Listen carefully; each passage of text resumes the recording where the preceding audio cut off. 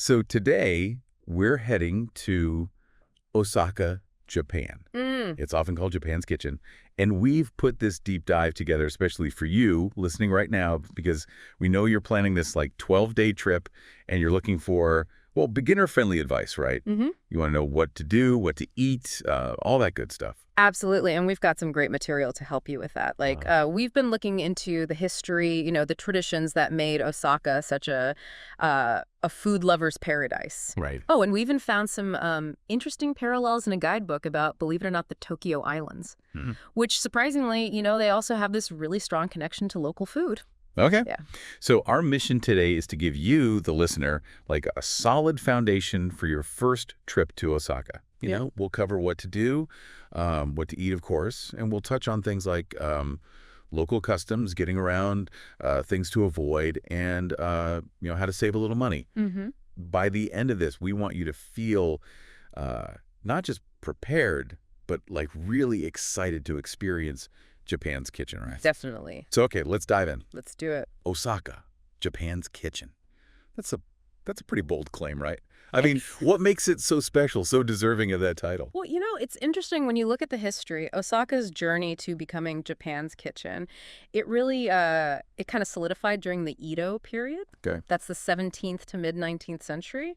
And its location played a huge role. Like, Osaka became the central hub for, trading all those essential food commodities. Rice, seafood, you name it. All these regional specialties were flowing through its ports and markets. So it wasn't just about locals loving to eat. It was more like Osaka was part of the country's food supply, like a major part of it. That's exactly it. See, Osaka had these fertile lands nearby, which meant, constant supply of fresh produce. Right. And even more important, Osaka Bay, back then, was teeming with fish and seafood. Wow. It was actually nicknamed Naniwa, which you could translate as like a fish garden, shows you how much marine life they had. I see. And being close to Kyoto, which was, the imperial capital for a long time, that meant there was this constant exchange of ingredients, culinary ideas, really enriched Osaka's food scene. So you've got this natural crossroads for trade, right? And then abundant local resources and this flow of cultural influence all coming together. Yeah. I mean, it's like the perfect recipe for a culinary powerhouse. Exactly. Now, I've also come across this phrase, kudare. Oh, yeah. It sounds pretty amazing. What's the deeper meaning behind that? Kudara really captures the spirit of Osaka's food culture. Literally, it translates to eat until you drop, or even eat yourself into ruin. But it's not just about, eating a ton of food. It's about, this deep appreciation for food, for the whole dining experience. Okay. It's about savoring all the amazing variety and deliciousness that Osaka has to offer. I mean, everywhere from fancy restaurants to street stalls. It's like a cultural permission, almost like you're expected to indulge in the pleasures of the table. I love that. Cultural permission to indulge. Like, it turns it from something, maybe negative into this celebration of, enjoying life's simple pleasures. Yeah, exactly. Now, when it comes to the ingredients themselves, I understand there's this emphasis on fresh, local produce, like these Naniwa traditional vegetables. What makes those so special? Well, this shows how Osaka's always valued quality ingredients. Right. For generations, the areas around Osaka, they've been growing these unique varieties of vegetables. And the ones they've cultivated for over a century, those are the Naniwa traditional vegetables. What's interesting is many of them, they have distinct flavors and textures because they've adapted to the local climate and soil. Makes sense. And recently, there's been a big push to protect and promote these heritage vegetables. They even have official certifications for growers who meet specific standards. Oh, wow. It's not just about nostalgia. It's about preserving, these unique flavors and the agricultural heritage of the region. It's great to hear about that commitment to local biodiversity and flavor, right? Yeah. Now, let's talk about the real stars of Osaka, the street food. Oh, yeah. Takoyaki, okonomiyaki, kushikatsu. I mean, those are practically synonymous with the city. Can you give us some insight into how they originated and what makes each one so special? Absolutely. Let's start with takoyaki. I haven't Those done it. little grilled octopus balls, Yeah. They first popped up in Osaka in the 1930s, and man, they became an instant hit. I can see why. They're made with the savory batter, like wheat flour based, filled with a piece of octopus, some crispy tempura bits, tangy pickled ginger, and fresh green onion. Sounds delicious. And they cook them in this special molded pan, which gives them a crispy outside and a gooey, flavorful inside. Ooh. And then typically they drizzle them with like a sweet and savory sauce, some creamy Japanese mayo, flaky dried bonito, and a sprinkle of seaweed powder. Man, they sound addictive. They are. And then okonomiyaki. That seems like it's so versatile, Like so many variations. Yeah, it's like a blank canvas for culinary creativity. Okay. The base is this batter made of flour, eggs, and grated nagaimo yam. That gives it a unique texture. Right. And then you can add all kinds of things. Thinly sliced pork belly, shrimp, squid, all sorts of vegetables, even cheese. Wow. They cook it right on a griddle, often in front of you. And like takoyaki, it gets that same sweet and savory sauce, mayo, burrito flakes, and seaweed powder. So it's like a delicious and customizable comfort food. Yeah, pretty much. I get it. I get the appeal. And finally, kushikatsu. I hear Shinsekai is the place to be for that. You got it. Kushikatsu are basically deep-fried skewers. Okay. And they can have all sorts of things on them. Meat, seafood, veggies, cheese, you name it. Yeah. What makes them special is this super light and crispy batter and the fact that you dip them in this communal pot of sauce. Okay. But, and this is important, no double dipping. Oh. Once you dip your skewer, that's it. Got it. Noted. Yeah, and kushikatsu is really big in the Shinsekai district. Okay. It's got this like nostalgic retro vibe that adds to the whole experience. So emphatically, no double dipping. Really? That's the kind of local knowledge that's like invaluable. Now, beyond these super popular street foods, what other parts of Osaka's food scene should a first-time visitor check out? Oh, there's plenty more to discover. Like we mentioned Kappo cuisine earlier. It's basically like a more casual version of traditional Japanese hot cuisine. In a Kappo restaurant, you usually sit at a counter, and the chef prepares the dishes right there in front of you. Cool. It's not just about the food, it's about like the artistry and the interaction with the chef. Right. It's a more personal dining experience. I like that.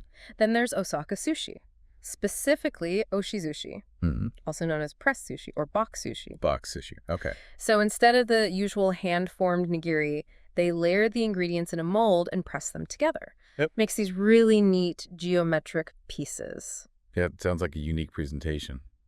Definitely something to look for. Yeah, and for those who appreciate like really subtle flavors, Osaka is known for its dashi soup. Okay. They say this merchant, Konbuya Ihei, he popularized the use of high-quality kelp from Hokkaido.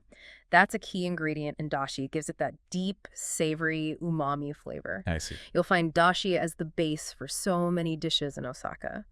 And finally, we can't forget about the influence of Chinese and Korean cuisines. They've really added to the diversity of flavors and techniques you'll find in Osaka. So it's like this real melting pot of culinary traditions, Yeah. all thriving under this kudar philosophy. Exactly. Okay, you've officially made me hungry. So for a listener who's planning their 12-day trip, what are some practical things they should consider? Like, let's start with things to do, but keeping that food focus in mind. Well, considering Osaka is all about food, you got to spend a good chunk of your time exploring the different food neighborhoods. Right. Dotonbori, with its bright lights and endless street food, that's a must visit, especially at night. Okay. And then there's Kurumon Market. Locals call it Osaka's Kitchen. It's a covered market where you can see, smell, and taste all sorts of fresh seafood, pickles, and local specialties.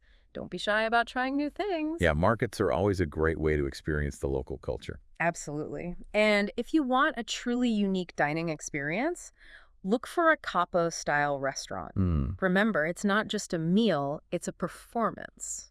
And make sure you try Osaka's pressed sushi, the oshizushi. Okay. And of course, a trip to Shinsekai for some kushikatsu under the Tsutenkaku Tower. That's a classic Osaka experience. Sounds like it. And beyond food, you might want to visit Osaka Castle for some history or Shitnoji Temple, one of Japan's oldest temples. But even in those places, keep an eye out for local food vendors and eateries. So weave the food exploration into the sightseeing. Got it. Exactly. Now, what about specific dishes? If our listener only has 12 days, what are the absolute must-tries? Okay, so besides the big three, takoyaki, okonomiyaki, and kushikatsu, you got to try authentic Osaka pressed sushi oshizushi. Okay. Maybe get a variety pack to try different fish and preparations. Good idea. Look for dishes that showcase the dashi broth, like a simple clear soup or a simmered dish. And remember, be adventurous. Try local seasonal specialties whenever you can. Don't be afraid to ask locals for recommendations. Asking locals, always a good tip. Now, let's talk about navigating the local customs, particularly around food. Anything our listeners should be aware of? Well, the same politeness and respect that are important throughout Japan apply to dining in Osaka. Right. Be courteous to restaurant staff. Of course. In terms of food specifically, it's okay to eat some street food while standing or walking, especially in designated areas near the stalls. Okay. You'll see people doing it all the time. Mm-hmm. One really important thing to remember is that tipping is not expected in Japan, even in Osaka. Got it. Trying to tip might actually cause confusion. Good to know. One less thing to worry about. Now, getting around a big city like Osaka can be intimidating for a first-time visitor. Yeah. What's the best way to navigate it? Now, our material doesn't give all the details on Osaka's transport system, but it's a safe bet that, like most major Japanese cities, Osaka has a really efficient and well-maintained public transportation system. Makes sense. Trains and subways are usually the main way to get around. If you're a visitor, especially if you don't know the language or the ticketing systems, I'd highly recommend getting a rechargeable travel card as soon as you arrive. Okay. These cards, like ICO or Suka, they often work interchangeably in major areas. You can load them with money and use them on most trains and buses. Makes things so much easier. Yeah, a rechargeable travel card sounds like a lifesaver. Yeah. So, are there any common mistakes or what to avoid situations that first-time visitors to Osaka should be aware of? Based on general travel advice for Japan, I'd say one thing to avoid is overpacking your itinerary. Right. Leave room for flexibility, for spontaneous exploration. Some of the best culinary discoveries happen when you wander off the beaten path. True. Also, as tempting as it might be to stick to familiar foods, really try to embrace the local cuisine. Don't be afraid to try new things, even if you're not sure what they are. Osaka is the perfect place to expand your palate. Right. And lastly, always carry some cash, especially when you're visiting smaller places or street food vendors. Not everyone accepts cards. Right. Japan's moving towards more card usage, but cash is still king, especially in local spots. Flexibility, culinary courage, and some cash. Mm-hmm. Excellent advice for any traveler.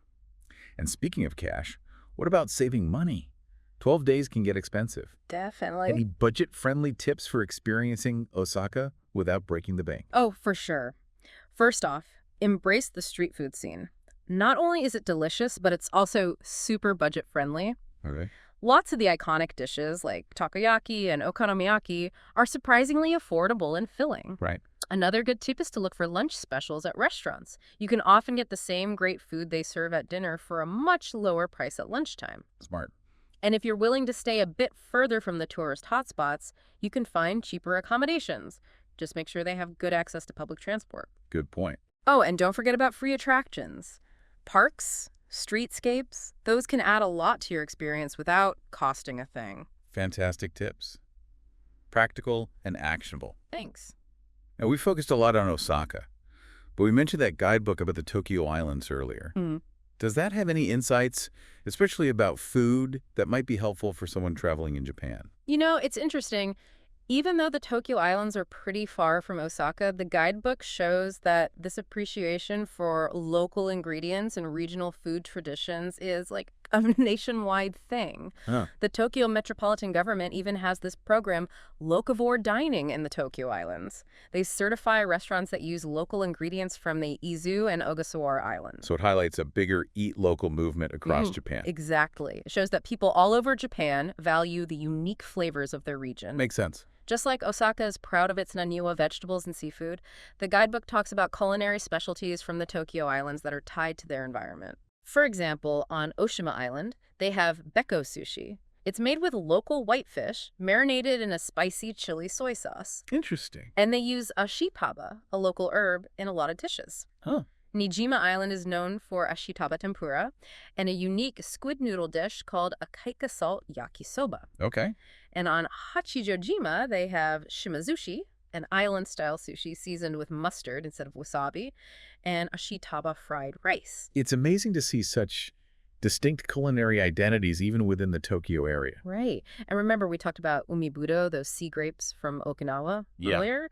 That just shows you the incredible range of unique ingredients and culinary traditions you can find throughout Japan. So Japan isn't just one big culinary experience. It's like a collection of different regional food scenes. Yeah, each with its own story to tell. Right. Okay, bringing it back to our listener who's spending 12 days in Osaka, what's the main takeaway for them? I'd say the most important thing is to remember that Osaka is a fantastic starting point for exploring Japan's incredible food culture. Okay. It's vibrant, diverse, and accessible. Whether you're a foodie or a first-time traveler, Osaka has something for everyone. Embrace the adventure. Totally. And that Kyoto spirit, right? That's the perfect attitude. Exactly. Go all in. Immerse yourself in the experience of eating and exploring. Don't hesitate to try new things.